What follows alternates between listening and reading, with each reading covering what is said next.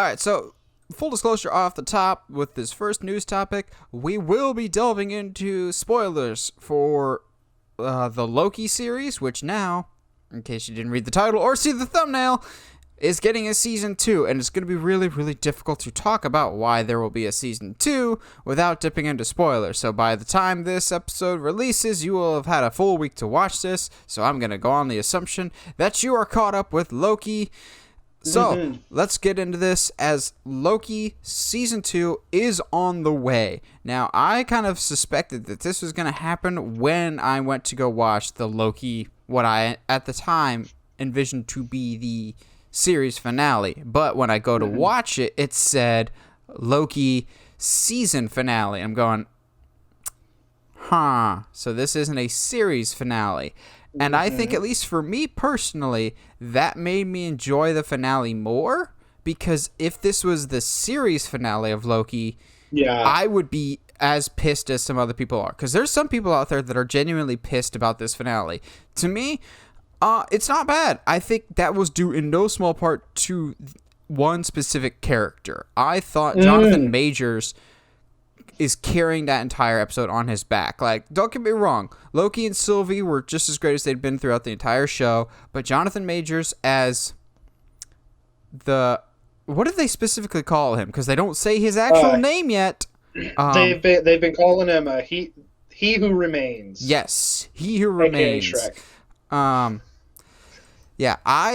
There's some people that are kind of not the biggest fan of his performance. They're just like, he's too goofy and weird. I'm like, you do realize he's the good guy, right? Like, he's also been alone in this island in the middle of space and time, in the middle of nowhere, by himself. So he's gonna be full castaway brain. He's gonna be a little wacky.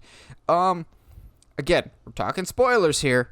I do have a slight nitpick with the episode, and these could be alleviated over time depending on how they address it going forward.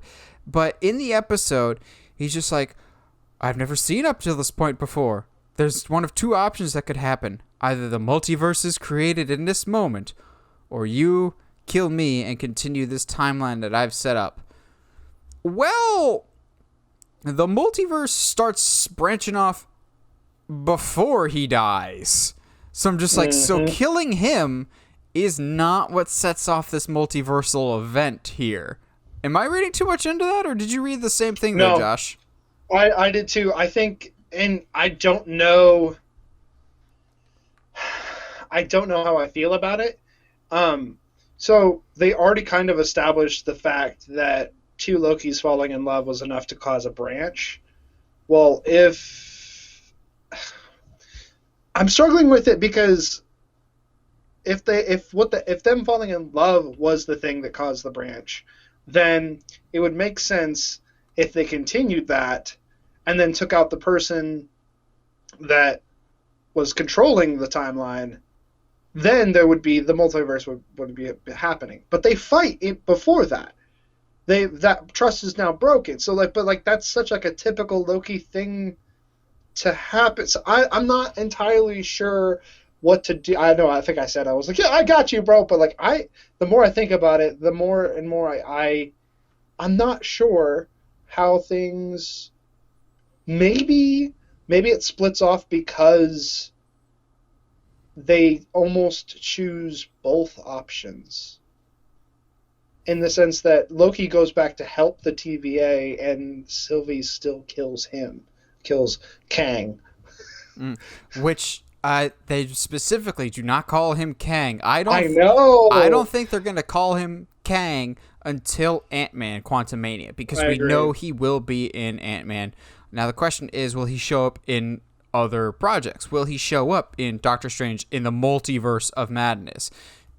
Logistically, it would make the most sense, which, speaking of in the Multiverse of Madness, man, Doctor Strange is going to have to earn his keep on the Avengers roster about here, because he's in for a bad time. Between Wanda just royally messing everything up, and Loki and Sylvie royally messing everything up, and Kang getting thrown in the mix, Doctor Strange he's going to be the de facto leader, whether he wants it or not, just because he's going to be the one that has to put the most work in here. I'm okay with this, because I always thought it was kind of bizarre that they're just like, yeah, we're doing these Marvel shows, but they're not going to be multiple seasons. And I always lamented that idea. And I saw somebody post this idea, and I kind of agree with it of, if we do get another season of this, I kind of would like something still within the MCU, but more episodic. Like, this felt like a 6-hour movie that was chopped up, so you had to watch it every single week. Whereas Mandalorian feels more like a TV series because you've got these episodic adventures leading up to a big event at the end. I kind of would like the same thing for a Marvel show, whether it's Loki Season 2 or Miss Marvel or whatever else, of let's maybe not treat it like a movie that we're splitting up into chunks and treat it more like a TV show. Overall, I really enjoyed this first season of Loki, but I am amped because of the finale going, okay, you've really just kicked the door down like the Kool-Aid man for this whole possibility. But more importantly than anything else, because we're getting a season 2 of Loki, it gives us another chance for Owen Wilson to say, wow. That's all I care about, and you know I had to get there eventually. Yes, absolutely. My theory is he's going to say it when he finally gets to ride his jet ski. Oh, that is that's going to be Mobius's moment. Avengers Assemble moment. He's just on the motorcycle, looks dead at the camera. Wow. And better yet, the jet ski is going to be red with a 95 on it. It's a Lightning McQueen variant. And he doesn't say wow. He says ka-chow. As he does like a sharp turn and he splashes the camera. Roll credits. Mobius will return in Mobius. Or just Mobius will return. Man. Uh-oh. A thought just popped into my head. Ooh. Hit me with it. There's a character that's been dead that we've kind of, in TV land he's alive, but in the movie universe he's been dead forever, and he'll never come back, with Coulson. I would not mind in the slightest if Mobius becomes the new Coulson, just popping up in other multi-dimensional stories, and he's just the tired guy that has to clean up everyone else's mess. And if anybody could portray a new type of Coulson-esque character, please, please, please make it the Wow Man himself and Owen Wilson, because he was the MVP of the show. I don't care what anybody else is saying. Yeah, between him and Majors, and Majors only had one episode, and I'm just so excited for his portrayal. Because I can't go a single week without talking Superman something, I talked to one of my coworkers at work about this, but if we're getting a black Superman, why can't it be Jonathan Majors? I'm asking, bro. I'm asking. Why not? The man can act his butt off. He's got that gentle side, but also, Mama said knock you out. Yeah. Oh, dude. I love Jonathan Majors. He's great. I think what I got excited about was when they never really name him in the show. And B, if you're not aware of the casting, you don't actually know who that is. But at the same time, I think Marvel knows that we know. Like, oh yeah, Kevin Feige is blatantly aware of the audience that he is selling things to. Like, that's why he's so cunning with keeping secrets, is because he knows that we know.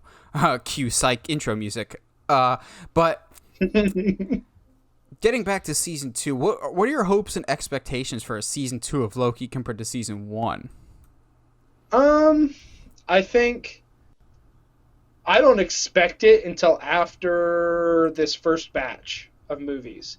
What would be interesting would be maybe to see. So what, we got 10 movies slated, give or take? I have no idea off the top of my head. So do those movies, and then do season 2 of Loki after that, and have it be what Loki and Sylvie have been doing throughout all of these events. Because obviously there's going to be a lot going on, and it's not like none of it, and if none of it affects Loki's side of things, then it kind of makes the show fall flat. So I almost want to say have season 2 be the second layer or third or fourth layer or whatever of this next multiverse arc. You looked excited there, buddy. What you coming up So with?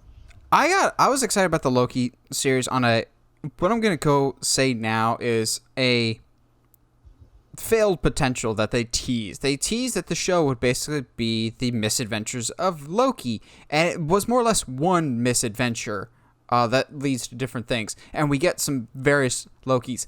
I would like more versions of Loki. I thought the best parts of the show came from like Kid Loki or Alligator Loki or Classic Loki.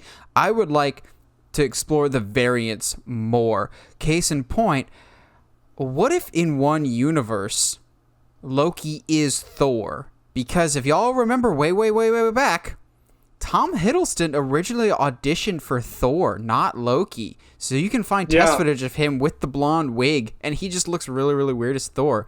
I would like it if season 2, if we get Tom Hiddleston as Thor from a multiverse, a variant Thor Loki.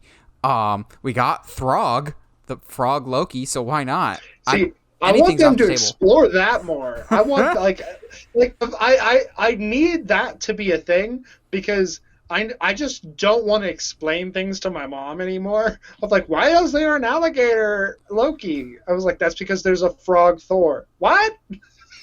It's like, come on. Yeah. I would like to explore the variants more. I don't know. It just feels like there's a lot of possibilities now. And I'll be perfectly honest. When Loki first debuted, it wasn't my most anticipated show just because I didn't really care about the character of Loki. But just like Falcon Winter Soldier. Falcon Winter Soldier. I was thinking Captain America and the Winter Soldier. Because people are just like, that should be the new movie. Going, you can't do that. Just like Falcon Winter Soldier and WandaVision did for their characters, this really fleshed out the character of Loki.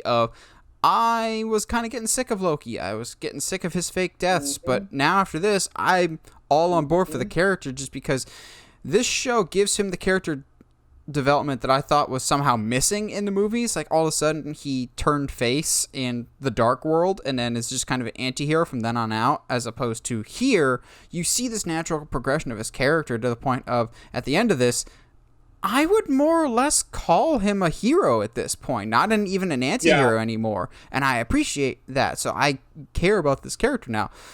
I appreciate that they kind of almost hit the reset button in terms of he's going to have to earn this TVA's trust again because it is not the same TVA that he knows before. I thought that was a really brilliant twist. So I think there's a lot of interesting routes that we can go for season 2 that I hope we can continue down further.